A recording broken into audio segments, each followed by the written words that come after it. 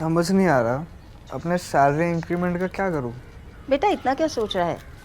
अपने mutual funds के SIP का टॉपअप करा ले। This is the right time. क्या? समझ में नहीं आया। बेटा इतना क्या सोच रहा है? अपने म्यूचुअल फंड्स का एसआईपी टॉपअप करा ले। This is the right time. अब समझा।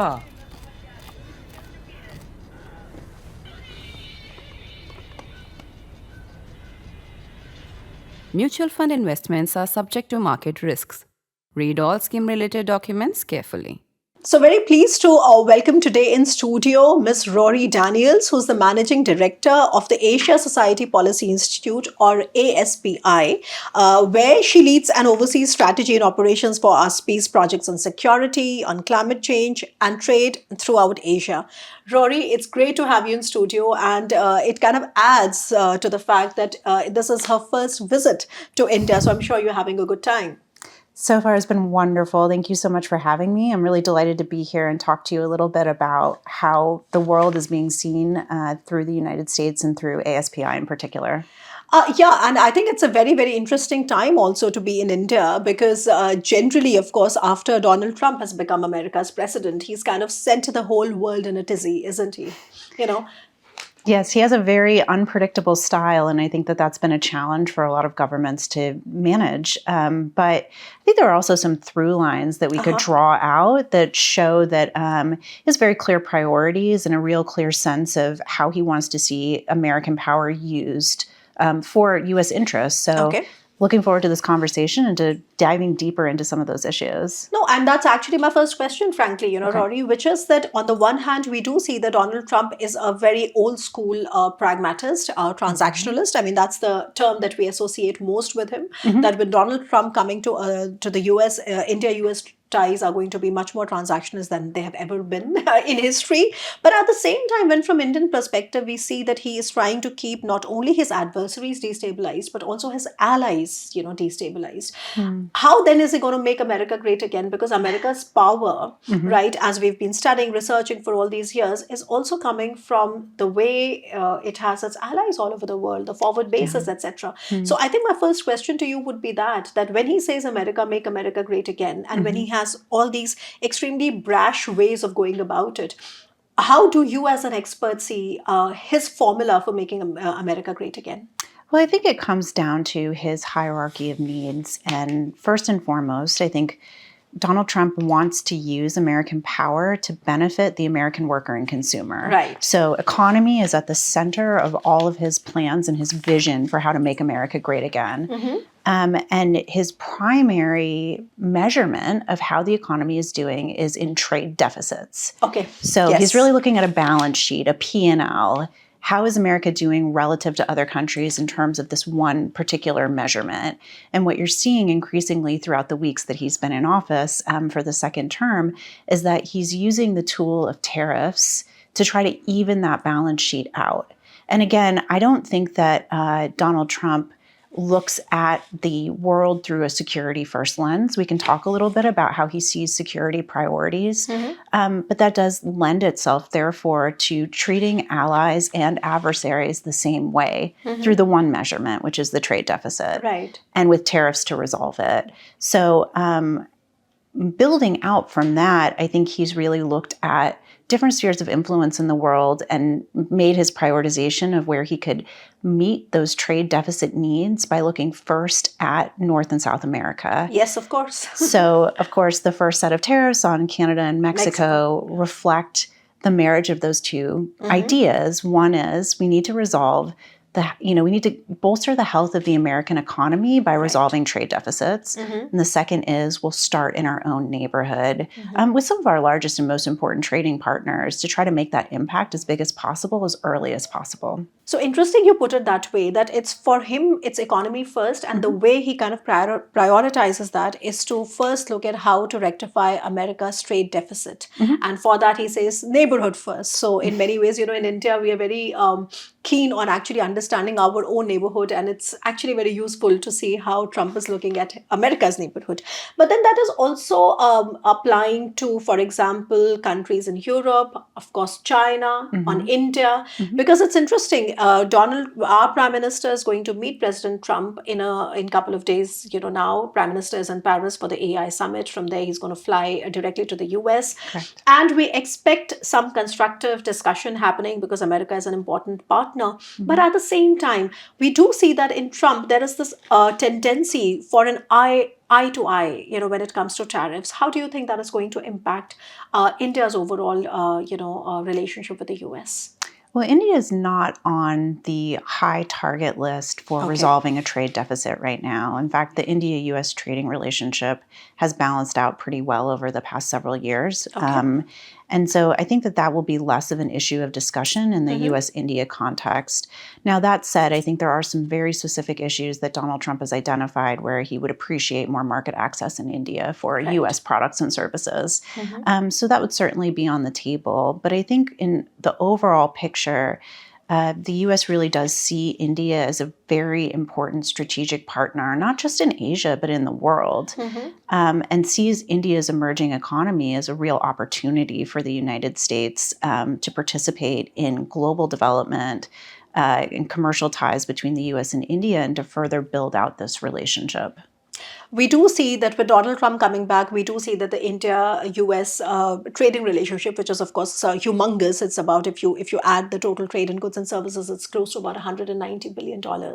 And then we also have a very thriving defense industry cooperation now with the US. The F-35s are there at the Aero India show in Bangalore, and they are just running parallel in many ways to the Sukhoi 57, which is a fighter aircraft from Russia, and that has really generated a lot of excitement in defense watchers in terms of what is going to be, from the US side on the table when it comes to India's defense relationship. But I still want to ask you this question on how do you think Donald Trump's attitude towards China, because that is also mixed, Rory, a lot of times, okay? And from India's perspective, of course, then we are also trying to make sense of this very uncertain Donald Trump. But then if we can talk a little bit about Donald Trump's attitude on China, because China also put some retaliatory tariffs back on the US, So where do you think this is going? Yeah, I mean, I think when Donald Trump looks at China, he's hired a lot of advisors who really see China as an existential threat to the United States. Okay. And so, again, when we look at kind of the hierarchy of needs or the hierarchy of desires in the United States, the ability to confront China on areas where it is conflicting with U.S. interests in ways that are really detrimental to long-term U.S. prosperity in the world is going to be very, very important. U.S. allies are a part of that equation, but not the only part. And I think that what Donald Trump sees is a very unbalanced trading relationship with China. And China is a country where the U.S. has a massive, massive trade deficit, and one where it seems that things that China is doing in order to bolster and resolve its own domestic political economy are reverberating out in the world in ways that are disadvantageous to American workers, consumers, and businesses.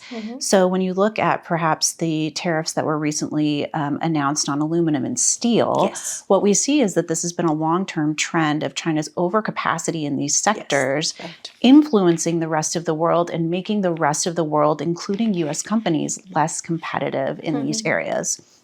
Aluminum and steel are critical areas. It's not an area because it is so deeply connected to infrastructure, to construction, to people's day-to-day lived experiences and lives.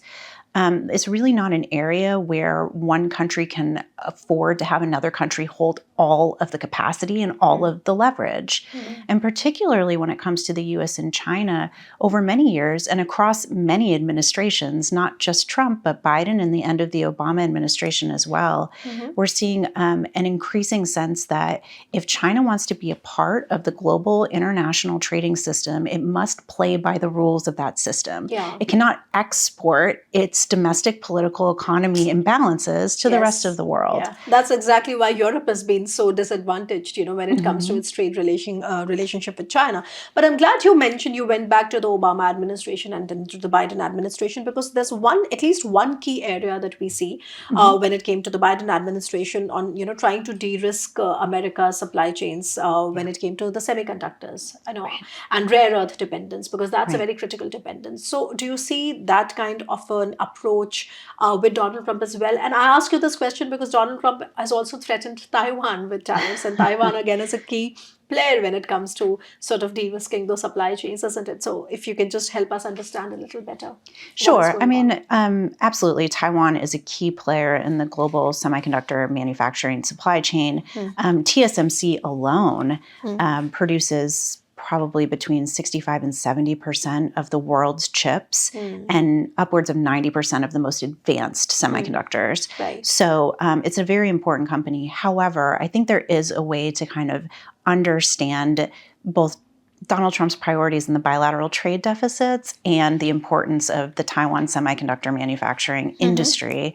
And that is to say that not all of those chips need to be made in Taiwan. Okay. And of course, there are incentive programs that were put in place under the Biden administration, what we call the Inflation Reduction Act in the United States, that provided incentives for companies to come and manufacture in the United States. So I don't see these two priorities as completely at odds with each other, though it sometimes looks contradictory on the surface. The real goal here is to move some of that high-end manufacturing into the United States. It will increase resiliency for the United States in these critical sectors.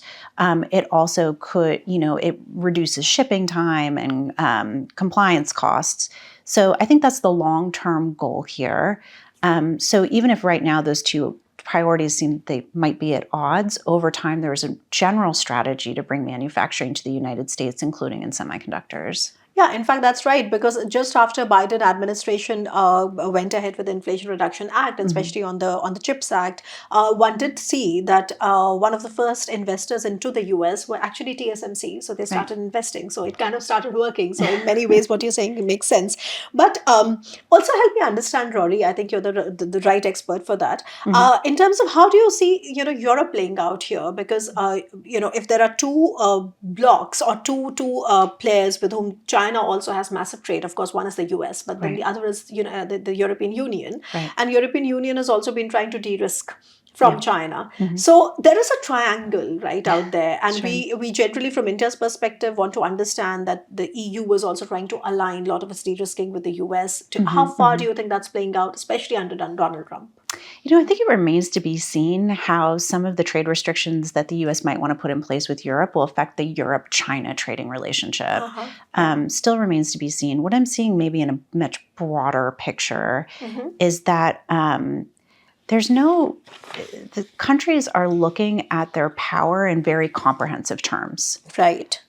It's no longer separate. It's no longer, governments are no longer able to separate economic tools of leverage and power from political and security tools of leverage and power. So there are important trends and drivers bringing the US and the EU together on de-risking from China. Okay. Part of this is China's, if not support, its acquiescence to Russia's war in Ukraine.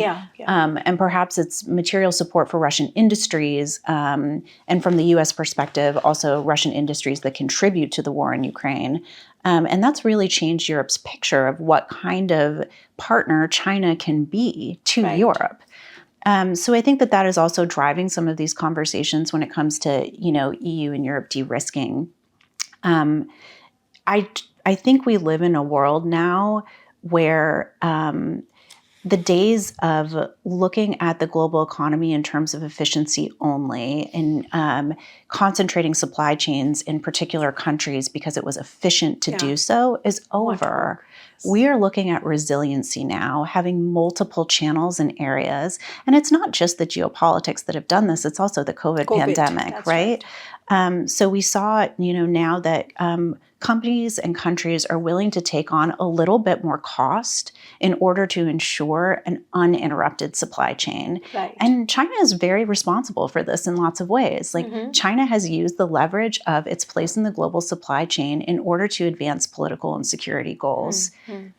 that unfortunately has created conditions in which even the US now wants to do the exact same thing. Right. Right? So the US is now using its economic leverage sometimes to achieve its political and security goals. Yeah. You see that again most recently in our own neighborhood. So Donald Trump's spat with countries in South America over the return of illegal immigrants to those countries and how tariffs were used as a bargaining chip or a tool of leverage to do so.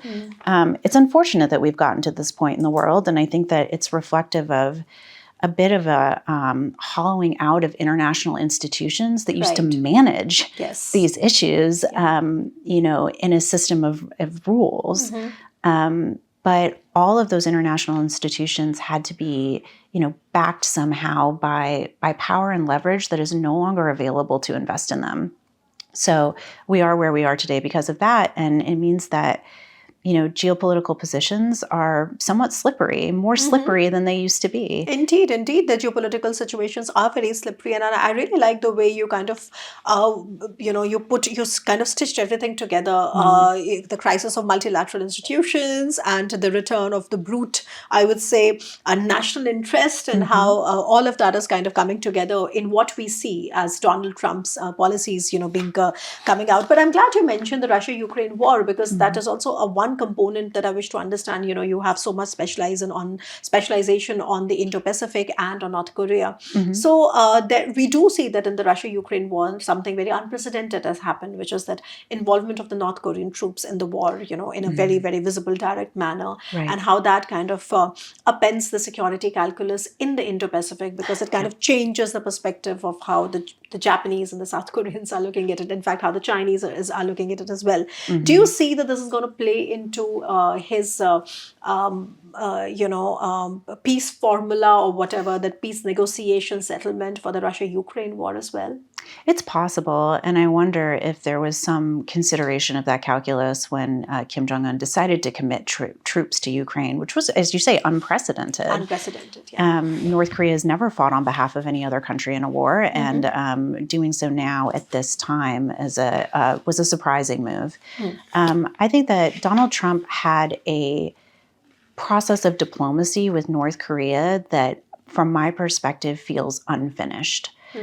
So he was the first U.S. president to meet with a North Korean leader, first sitting U.S. president to meet with a North Korean leader in order to negotiate terms between the U.S. and the DPRK on the ending of the North Korean nuclear program and the opening up of North Korea's economy and relations with the world. Right. That process, unfortunately, did not come to a successful conclusion. So I think he sees this as very unfinished business. Okay. And he's also, of course, said multiple times that he wants to use all tools of leverage to end the war in Ukraine as soon as possible. But he also includes in his toolkit his relationship with Vladimir Putin, which he finds very warm. So here is a president who has what he considers warm relations, right, with Vladimir Putin and with Kim Jong-un. And it would be unsurprising to me if there wasn't an outreach to North Korea at the same time as outreach to Russia, given North Korean involvement in the war in Ukraine. Right. And that also brings us then closer home to the entire concept of Quad, and how Quad's future is going to be under Donald Trump. Because as you know, that for America's Indo-Pacific strategy, of course, India is a key player, and so are America's treaty allies. And all of that kind of come together in this convergence of what we call the quadrilateral security framework. Where do you see that as going? What are your expectations from how the Quad is going to perform?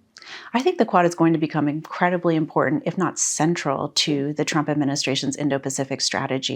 We already see the importance that's being invested in the Quad. I mean, it wasn't hours after the inauguration that Secretary of State Marco Rubio was bringing the Quad foreign ministers together for a multilateral meeting. And this is not an administration that approaches multilateralism lightly, right? Not huge fans of other groupings of multilateral countries, but the Quad has received special attention.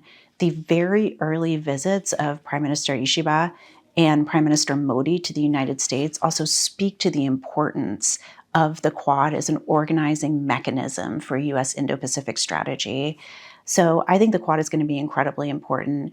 I think generally speaking, if the second Trump administration follows the pattern of the first Trump administration, it tends to elevate certain key dialogues and groupings as the focal point or entry point to broader strategic objectives. And it does seem so far that the Quad has been chosen as a primary organizing mechanism for the U.S. Indo-Pacific strategy.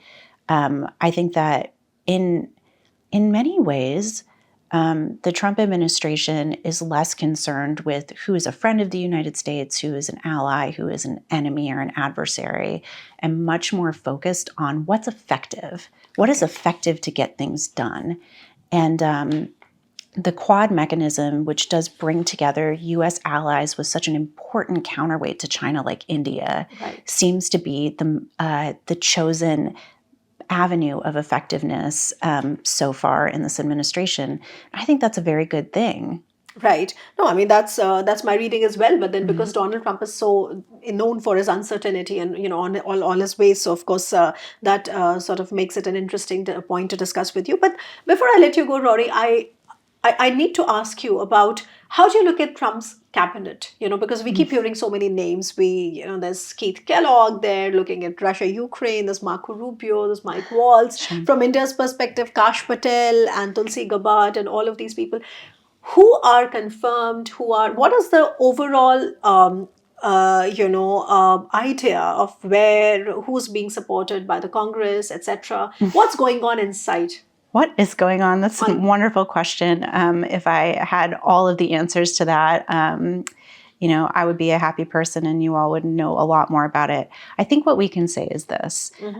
This is a Congress that's incredibly supportive of President Trump's priorities. One of his priorities is to shake up the U.S. government. So a lot of the appointees that you just mentioned actually have very little to do with America's international policy. They're very focused on domestic policy objectives. And President Trump campaigned on changing the way that Washington works. A lot of these key figures are quite forward and public about not appreciating the work of the departments they've been chosen to run. So this is a period where the U.S. is looking at a lot of reform in a style where that reform can seem very messy and haphazard, right? So if you look at, for example, the decision recently to stop accepting, if you look recently at the decision to get rid of the de minimis rule on shipping so that the U.S. would no longer automatically accept packages from China and Hong Kong that were below a certain value. Right. These are the types of things that when announced in one period and then 12 hours later rescinded, create a lot of confusion about what's going on in the government. And I think the appointees in some ways are reflective of a desire to not just change things, but to do so rapidly, right. To come in with a vision for change that's very important. We also see that with the U.S. aid, I mean, U.S. aid, all the aid that was going to the rest of the world has been revoked for 90 days. And it's all, so please, continue. Yeah, I think on that subject particularly, there's, again, it's a convergence of two ideas. One is that the U.S. government is wasteful and needs to be shaken up. And there's plenty of evidence to support that, by the way. I mean, all governments are big bureaucracies with a lot of waste, and it's quite easy to point to areas where things could be tighter, things could be more efficient. Yeah. But there's also a sense, I think, that America has for a long time invested its wealth in global public goods. And there's certainly huge support for that idea within the United States even now. But in the Trump administration and among his key political supporters, there's a sense that the U.S. has done that investment in global public goods at the expense of investment at home. Right. So the shuttering of USAID is reflective, again, of that convergence. Like, on the one hand, we need to shake things up in our government, make sure it's not wasteful. On the other hand, looking at international aid and efforts as particularly wasteful. I see. So I think it probably kind of all boils down from an Indian perspective, as somebody said, that it is important to take Trump seriously, even if not literally. And I think, Rory, you've been very helpful in sort of trying to break it down for the Indian viewers to understand where this relationship is going. Anything else that you would like to share with us? Yeah, I think I'd just like to introduce Asia Society and the Asia Society Policy Institute briefly. So, Asia Society is a global nonprofit. We have 16 centers all over the world where we focus on arts and culture, leadership, and policy. And as the US is going through this period of turbulence, Asia Society and Asia Society Policy Institute are really committed to helping bridge understanding between the US and the countries of Asia. We are looking at a world where there's a real vacuum of global leadership, and we believe that civil society has a very important role to play in helping bridge the gaps between what governments had been doing and what needs to be done in the world to keep us safe, secure, and prosperous. So we have a wonderful office here in Delhi that's looking at regional security. It's looking at US-China relations. We do quite a bit of research on China itself. What is going on inside China? How does it see its priorities? And if you go to our website, asiasociety.org, you can see some really innovative tools to better understand China policy and priorities, as well as the shifting supply chains in the Indo-Pacific, and also how do we reach our sustainability goals? You know, among the many crises that the world is confronting, we have a crisis in our climate. I know that, you know, India in particular feels this very acutely sometimes. So we are looking at how do we equip governments, policymakers, and civil society with the tools to manage a decarbonization transition and keep a stable economy.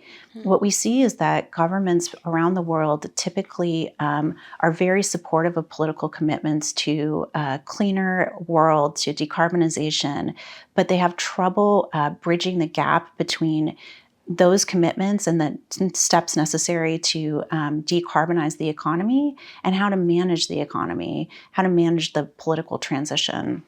So we do a lot of innovative work on climate finance, on emissions trading systems, carbon pricing, et cetera, which again really does marry all of these trends together. It's global trade and investment, it's climate, it's politics, it's domestic political economy.